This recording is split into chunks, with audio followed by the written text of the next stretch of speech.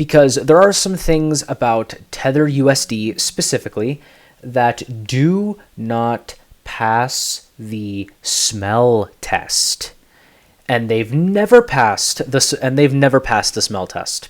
But let's continue. Tether updates. This is in March 2019. But anyway, Tether updates website says USD backed by reserves, not just cash. Tether just updated its website to clarify that each of its USD stablecoin tokens, which it used to claim were, quote, always backed to a one-on-one with traditional currency, are backed by assets other than fiat currency. Tether just updated its website to clarify that each of its USD tokens, which it used to claim were backed one-to-one with traditional currency, are backed by assets other than fiat currency. Now the website instead reassures its patrons that it's always 100 backed by its reserves. It clarifies this vague language, even legalistic language, by saying these reserves, quote, include traditional currency and cash equivalents, and from time to time may include other assets and receivables from loans made by Tether to third parties, which may include affiliated entities, which is a fancy way of saying that Tether USD is simply, just like FTX, the cryptocurrency equivalent, okay, of fractional reserve banking, which I've covered on previous chart reports. And the problem with fractional reserve banking is you're essentially loaning people money that you don't have. Or sorry, there's a funny video that was circulating around that Jack Posobiec posted over on Getter a few days ago, or yesterday. And it basically said corporatism. You have two cows. You give the bank your cows. The bank loans your 3 cows to someone else. The guy who has those 3 cows deposits it into an asset management firm in another country to pay less tax, and then you go to the bank to get your cows, and the bank says, here's some paper that says I promise you a cow. They don't have a cow, but they promise that they do. Fractional reserve banking, basically. As long as no one asks for all their money at once, everything's fine. Of course, eventually, everyone will ask for their money all at once. But on to Tether USD. Okay? This article from Revolver magazine sort of confirmed my suspicions. Now, I didn't know that it was the official cryptocurrency of a terrorist organization, but there's that, or even why a terrorist organization has an official cryptocurrency. That doesn't really make sense. How can a terrorist organization have anything official? It's just whatever. Aside from the just terrible geopolitics that Tether USD seems to be creating.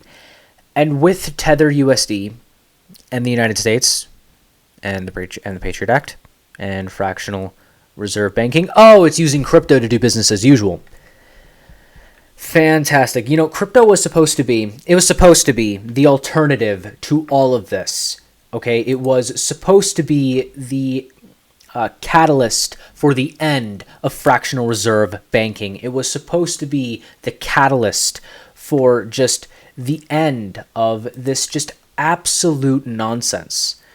Okay, this was supposed to make our society better off. This was supposed to help the American people, but now it's being, because like everything that the American regime does, it's designed to punish the American citizen, exploit the American citizen, and in many cases outright enslave the American citizen in order to sort of line the pockets of hedge funds and politicians and billionaires, and then they use the money that they made in order to make more money, to make it easier for them to screw over everyone else.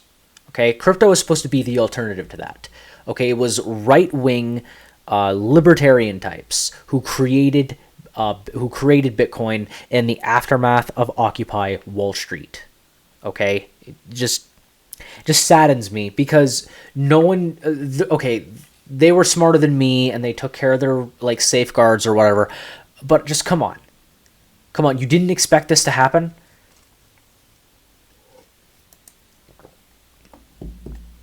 Anyway,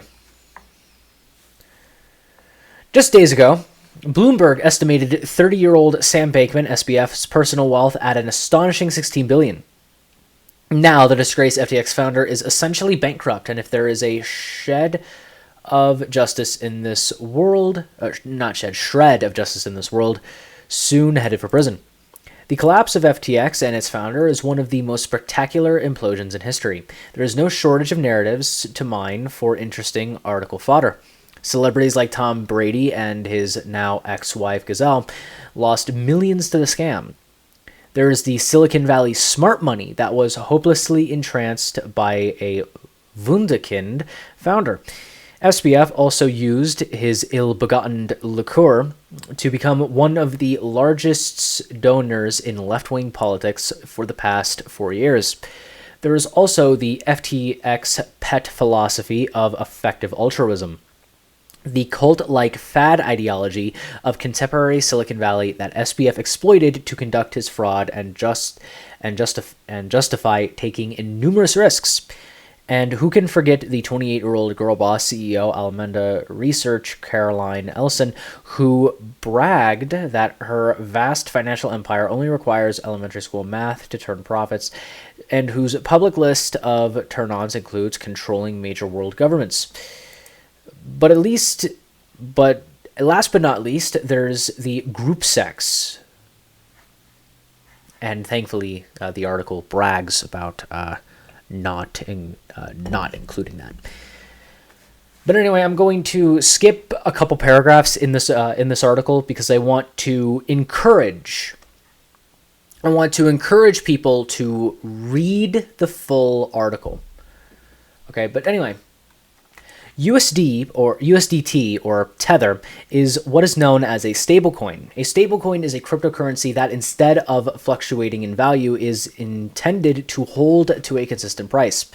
Tether is a USD stablecoin. Each Tether is supposed to be equal in value to $1. While most cryptocurrencies are widely speculative and backed by essentially nothing, each Tether is supposed to be backed directly by a US dollar or an extremely liquid, reliable investment like the US Treasury bond.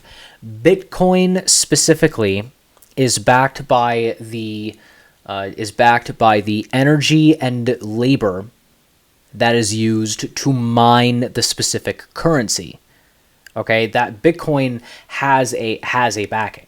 Okay, the machines that are used to mine Bitcoin and solve the complex algorithms that are used to get the various Bitcoins, that is backed by something.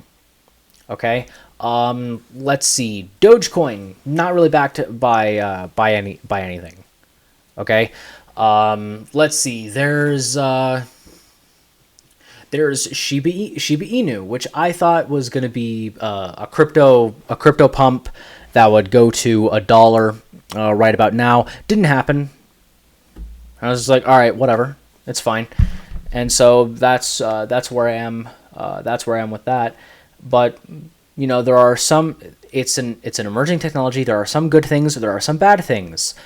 Tether USD being used to fund terrorism, as we'll get into in a little bit, that's one of the bad things. Then again, the U.S. has been supporting terror groups in the Middle East with regular currency anyway, so this isn't something that's unique to Tether USD.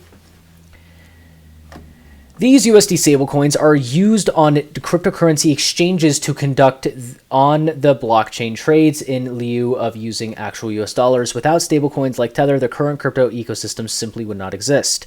There are multiple USD stablecoins, but Tether is by far the most popular.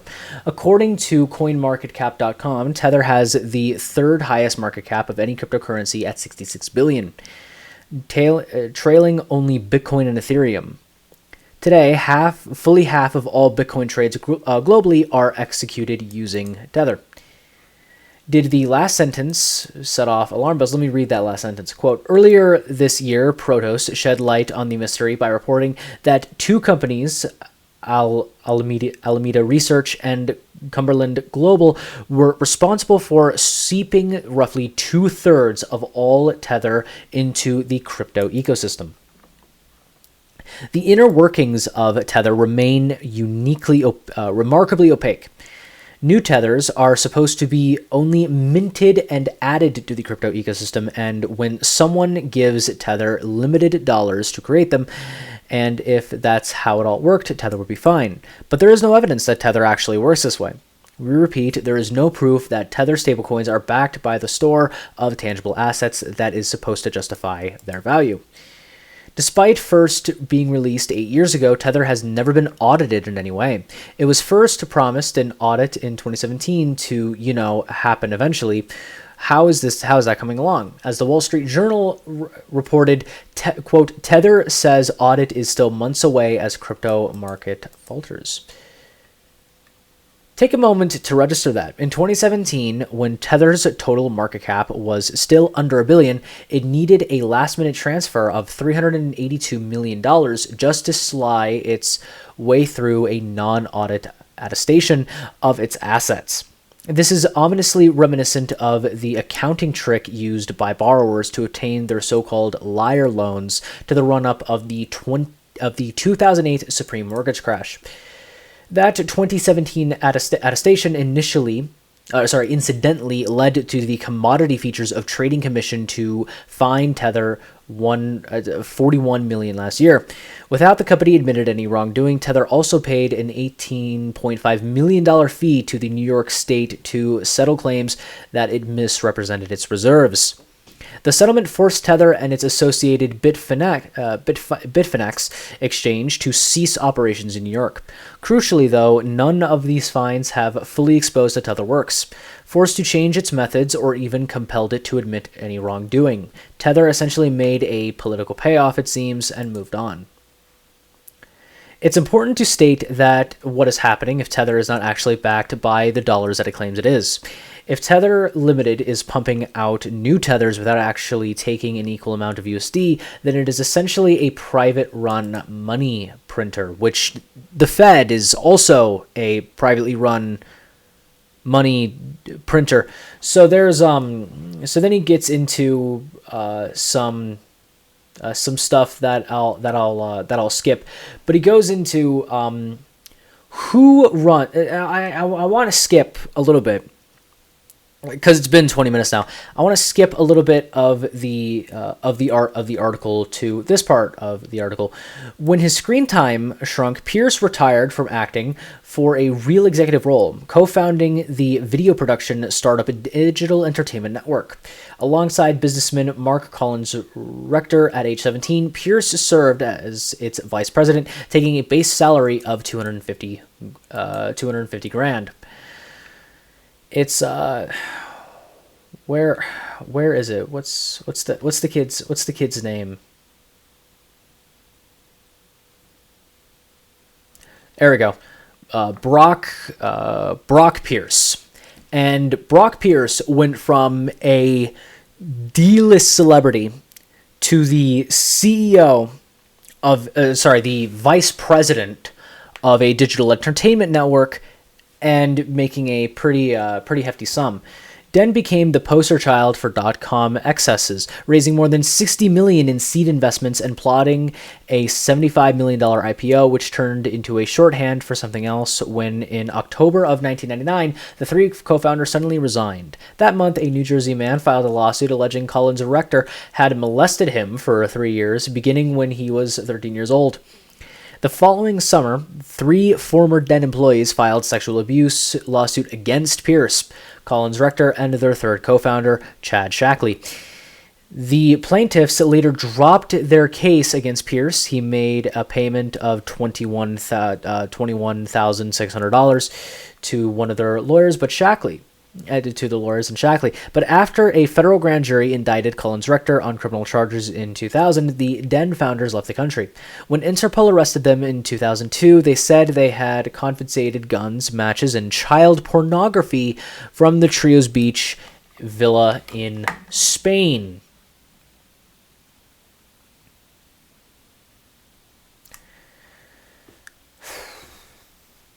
He also met with some Epstein scientists, and there's just a lot of things that are strange about the inner circle of Tether USD. For instance, Tether USD, the chief executive of Tether ran a company that faced a string of lawsuits in China over unpaid bills, fines, and late payments before he helped launch the contentious stablecoin that is now at the heart of the crypto industry. Okay, Bitcoin is the heart of the crypto industry, but I understand your framing, and I'm not disagreeing with you.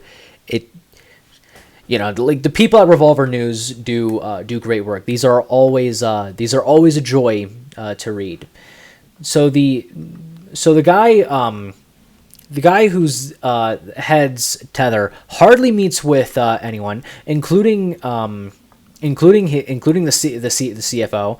Sam Bankman-Fried, which, by the way, FTX was like one of the third most popular crypto thing at the time. I prefer, me personally, I've always used Coinbase, Pionex, and sometimes I look at Binance charts or whatever. But that's me personally. Again, I don't usually bother talking about crypto on the Trevor Report. It's just there are some things in the wake of FTX that are causing people to want to regulate the crypto market. But the problem is the crypto market is already heavily regulated because crypto counts as an asset, and there are things that are at fault. Okay, but let me just scroll down to where it talks about. Let me see. But hang on. Before I talk about that, let me take a look at the chat. No one's chatted. Okay, cool. I'm streaming mainly for the automation purposes. If I also have to look at the chat one day, that might get annoying someday. So it's whatever. I'll probably like it. But anyway, Myanmar's resistance routes funding through Tether. Top blockchain and crypto news. Can stablecoins bankroll democracy? Nike swooshes into the metaverse. Animaka and Bored Apes venture deeper into the gaming jungle. Bitcoin transfer is also at the heart of a network providing money to terror groups. In August 2020, the U.S. Department of Justice revealed Bitcoin transfer had acted as a central hub in 6 terror funding operations and called for the forfeiture of 150 cryptocurrency addresses linked to the exchange. Other research has also pointed to Bitcoin transfer's jihadist connections. Now, this is expected. The thing that makes Bitcoin great, specifically, why I like it, is I can give money to anyone, or anyone with electricity and the internet. Okay, I can give money to anyone with electricity and the internet, which is most of the world, anywhere, at any time, for any reason. Okay. Now, when you end up exchanging the cryptocurrencies, you give them your wallet ID, but there are many authentication processes and blocks that are used whenever you use Bitcoin to spend anything. It's done real easy. It's done really easy, and it's securely. And, okay, there is positive things and negative things in the universe. This is one of those things where for every action there is an equal and opposite reaction, and this is the equal and opposite reaction. Okay? If they weren't doing this, then they would have done it under the table with cash. Okay, the fact is terrorism persists because terrorism is funded, and terrorists get their funding no matter what. Okay, that's just That's just unfortunately the way of the world post 9/11. Okay, so that's what it is with that. But anyway, in the same period, Bitcoin Transfer has ramped up its operations and opened new branches in IDLAB while also moving from Bitcoin to a stablecoin called USD Tether. Tether is a cryptocurrency pegged to the price of the US dollar and has the highest volume of any cryptocurrency in circulation. This is from Wired. A jihadi trading channel shared content about a range of cryptocurrencies, including Avalanche, Cardano, Phantom, Litecoin, and 1inch, among others. A message sent to the group on March 11th appeared to be soliciting donations to supply Muslim refugees with cryptocurrency wallets and Tether. It linked a Tether address associated with the Tron blockchain. Soliciting charity is a common pattern in jihadi fundraising campaigns. In many cases, crowdfunding campaigns were military operations posing as charities, phenomena referenced in the Department of Justice indictment, and that has been widely documented through the Civil War. The U.S. government's history of backing of al-Qaeda-linked Sunni rebel groups in Syria has always been vexing and complicated. No, it's actually not vexing and complicated. The neocon Neo-Lib Uniparty needs to go to war in other countries, so that when we go to war with other countries, we scare the world and we prop up the petrodollar. Okay, it's why you can get shoes at stores for under $50. It's why you can. It's why a carton of eggs, I guess, before this massive inflation, it's why you could get a carton of eggs in the Trump administration for $2. Okay, Trump's foreign policy was peace through strength and no new wars. That peace through strength also propped up the petrodollar as well. Okay, and you just sort of have to take what you can get and don't put all your fingers in one pie. You know, don't put all your don't put all your tentacles on one neck. You know, that's just the way of the world, unfortunately. You know, but yeah. So there's Tether is not just a cryptocurrency of choice for U.S.-backed rebel groups. It has also become a favorite of drug cartels, which, according to some journalists, are deeply intertwined with U.S. three-letter agencies, including the CIA. Okay. This is the reality. Tether USD is a cryptocurrency, okay, that is essentially the cryptocurrency equivalent of the petrodollar, okay. And it does everything the petrodollar does. You don't think that drug cartels were using USD cash before? You don't think they were using... Let's see. You don't think they were... This is stupid. Okay, the only thing that has changed with this situation, with the CIA and FBI backing terrorism and insurrection in countries, both foreign and domestic. The only difference between that and now is we've simply swapped from USD, the petrodollar, to the digital petrodollar. That's the only thing that's changed. The only thing. And I'm just going to leave it at that.